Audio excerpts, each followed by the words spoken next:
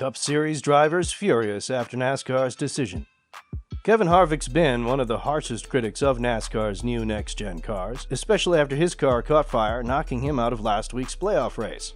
Harvick isn't alone, as fellow drivers Alex Bowman, Buescher, Joey Logano, and Chase Briscoe have also dealt with car fires this season. So, what has Kevin Harvick said about NASCAR's new next-gen cars and why he is angry on NASCAR? Let's dig deeper into it. Kevin Harvick blasts NASCAR over response to next-gen car fires. While NASCAR has said they're investigating the growing issue, their response hasn't been good enough for Harvick. On Saturday at Kansas Speedway, Harvick tore into NASCAR. "I don't know what the solution is, but I know it needs to be way faster," Harvick told reporters. "And if you start in the off-season, it's going to be a complete cluster to try to get it done before the Clash. So where are we headed here? What's the plan?" Harvick believes NASCAR is dragging its feet and hasn't prioritized the safety of its drivers first. "The whole safety thing is really second fiddle right now, and I just don't think it's fair to the drivers," Harvick said. "We can debate all day, but debating isn't really fixing anything. When you look at the car itself, it's not rear impacts, it's not front impacts, it's not side impacts.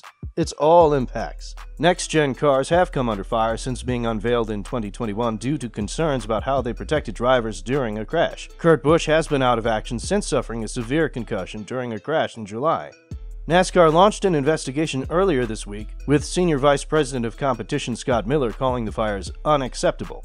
Earlier this week, NASCAR ordered teams to replace several car parts in an effort to prevent or reduce fires. Kevin Harvick also torches NASCAR for crappy-ass parts. Where should we start? NASCAR champ Chase Elliott finishing dead last at Darlington? Kyle Busch losing in the worst way possible?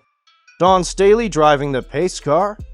Eric Jones putting Richard Petty back in victory lane? Or perhaps Kevin Harvick literally going up in flames and then taking a blowtorch to the sport? Yeah, let's go with that last one.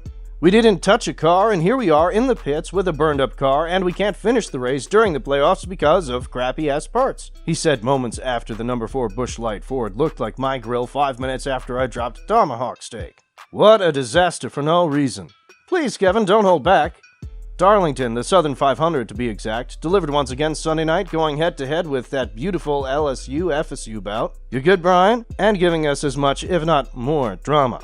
Okay, that's probably not true. Tough to compete with 90 seconds that included a fumble, 99-yard drive, and blocked extra point to win the game. That being said, if you wanted flames, heartbreak, and nostalgia, this NASCAR playoff opener was right down your alley. 4 tires and fuel, baby!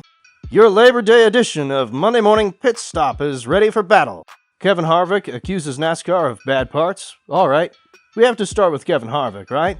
NASCAR's elder statesman nearly got fried late in Sunday's race after his car suddenly burst into flames, and he had no interest in being politically correct about the situation. Around these parts, of course, we love that. "I'm sure it's just crappy parts on the race car like we've seen so many times," he said after the incident.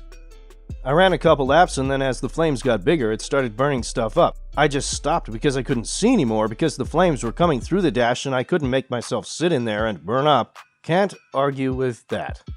There are a handful of drivers in the garage who can throw around those sort of accusations and get away with them. Kyle Busch, Denny Hamlin, Chase Elliott, although he never would, and Kyle Larson come to mind. Kevin Harvick, 46, is at the top of that list. He's a former Cup champion, has been in the sport for over 2 decades, and is usually pretty spot on with this sort of thing. If he's pissed, there's usually a good reason, and my guess is NASCAR will take a good hard look at what happened Sunday. Doesn't mean they won't call Kevin to the big red holler, though, for a little one-on-one time. Tell us your thoughts about all this in the comments section. Well, that's it from this video.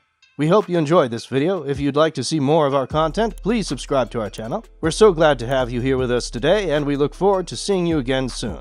Bye-bye.